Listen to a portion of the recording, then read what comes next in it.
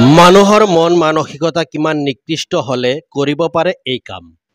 নিকৃষ্ট মানসিকতাৰে অমানসিক কাণ্ড কৰাৰ বাবেই অকালতে প্ৰাণ হেৰুৱাই এজন ব্যক্তিৰ ঘটনা বজালী জিলাৰ দক্ষিণ প্ৰান্তত কাৱৈমাৰী ১ নং ব্লকত।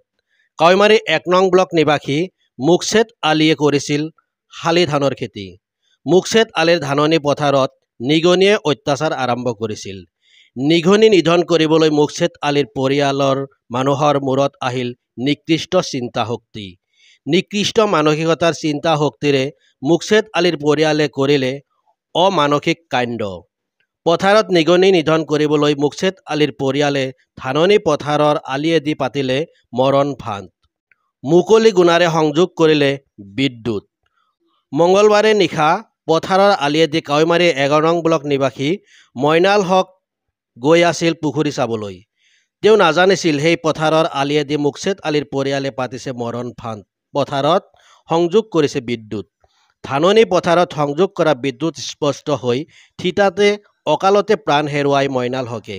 ৰাতিপুৱা ভাগত ঘটনা পোহৰলৈ অহাত ঘটনাস্থলীত উপস্থিত হৈ স্থানীয় ৰাইজৰ লগতে বালাপাৰা আৰক্ষী পথাৰৰ পৰা মইনাল হকৰ মৃতদেহ উদ্ধাৰ কৰি মৰণোত্তৰ পৰীক্ষাৰ বাবে মৃতদেহ বৰপেটা ফখৰুদ্দিন আলী আহমেদ চিকিৎসা মহাবিদ্যালয়লৈ প্ৰেৰণ কৰে বালাপাৰা আৰক্ষীয়ে। বালাপাৰা আৰক্ষীয়ে ঘটনাৰ তদন্ত আৰম্ভ কৰি পথাৰত গুণাৰে সংযোগ কৰা বিদ্যুতৰ সকলো গুণা উদ্ধাৰ কৰে।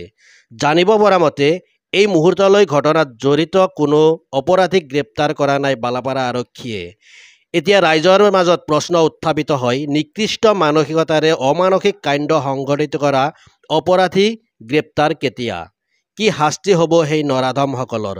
মইনাল হকৰ পৰিয়ালে পাবনে সুবিচাৰ? সেয়া হ'ব সময়ত লক্ষণীয় বিষয়। ধান খেতিৰ মাজেৰে এই গুণাই দি কাৰেণ্ট সৃষ্টি কৰি থৈ দিয়া আছে। আমাৰ নহল মাটিখিনিতে কাৰেণ্ট সৃষ্টি হৈ আছে। বুধিলো কিহৰ কাৰণে দিছে, মানুহৰ মুখৰ পৰা শুনিলো যে নিগনিয়ে ধান কাটে, তাৰে কাৰণে নিগনি মৰাৰ কাৰণে এই কাৰেণ্টটো সৃষ্টি কৰি দিছে।